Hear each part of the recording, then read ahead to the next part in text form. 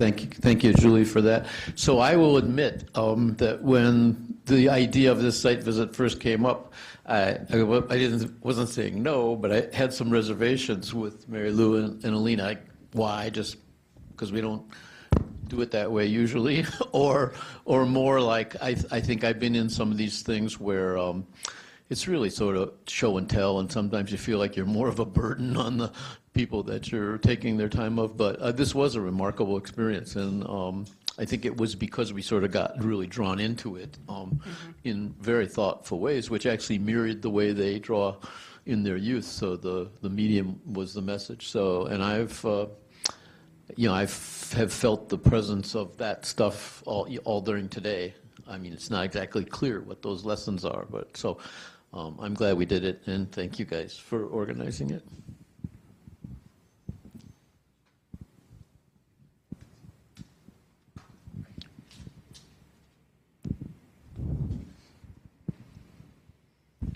Thank you.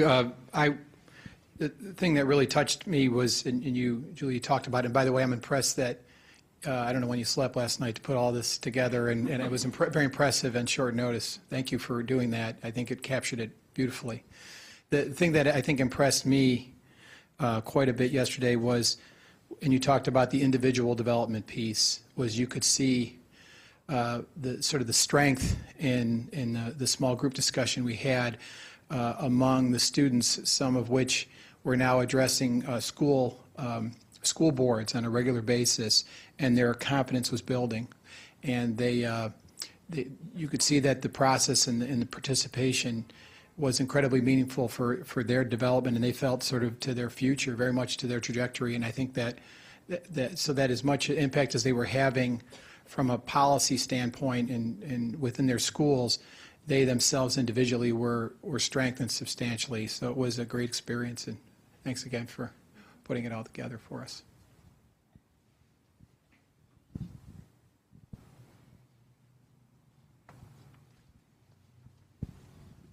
I'm only waiting for the microphone because they're taping it. Two things. First of all, thank you again, because you did a nice job summarizing it. And I want to say this to you, George, because I think you'd be really proud of this group for two reasons. One, when someone asks the question, what's most important to you, one of the students said the food in schools.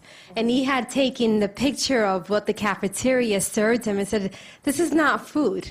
And he went on talking really passionately and very eloquently about why food matters. Because he's there, he wants to graduate, he wants to go to college, but what he has in his, what doesn't have in his stomach is affecting his everyday.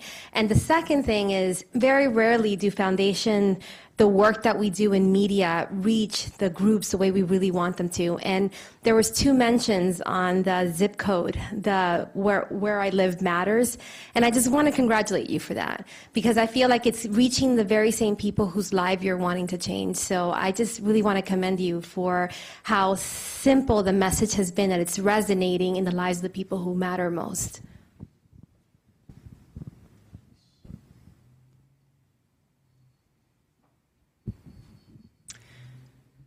Well, one thought in closing. One of the privileges I have at the University of Wisconsin working on the County Health Rankings and Roadmaps program is I assumed directorship of the RWJF Culture of Health Prize from Dr. Kindig.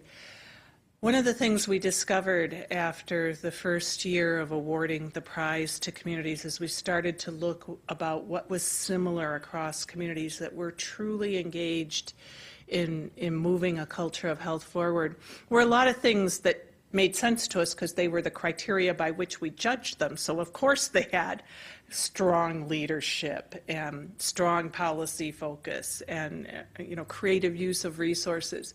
But the thing that surprised me the most, that I hadn't anticipated, was to a fault, every one of those communities also had strong youth leadership. And you've heard from two of them today, from Santa Cruz and from New Orleans, the Rethinkers. But it really strikes me as an opportunity to think about how imperative the development and the claiming of youth voice is if we truly want to move forward in building this culture of health. So Thank you. Now, that stimulates something for George. Just one last comment. One of the things that we're increasingly doing in the communities that we work in is think about careers and think about jobs. In fact, there's a saying that Father Greg Boyle, who works in Boyle Heights, by the way, says is nothing stops a bullet like a job.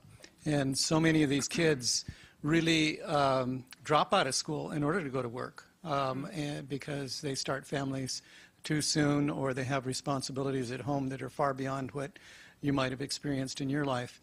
And we also have a burden of bringing in PhDs and MDs and MPHs and stuff into the community to do things with them or to them, and too often forget that what we need to leave behind are jobs.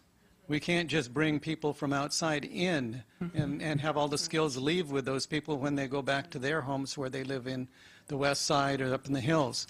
And so whatever we do in terms of funding has to be thought of in terms of, can this hire somebody locally instead of bringing in somebody from USC or UCLA or New York to do the work with the community, and can we leave behind meaningful jobs that these people can build their hopes and dreams around, and maybe their education, and find a pathway to a better life for themselves. That's part of investing in community. Great. Well, thank you for the opportunity.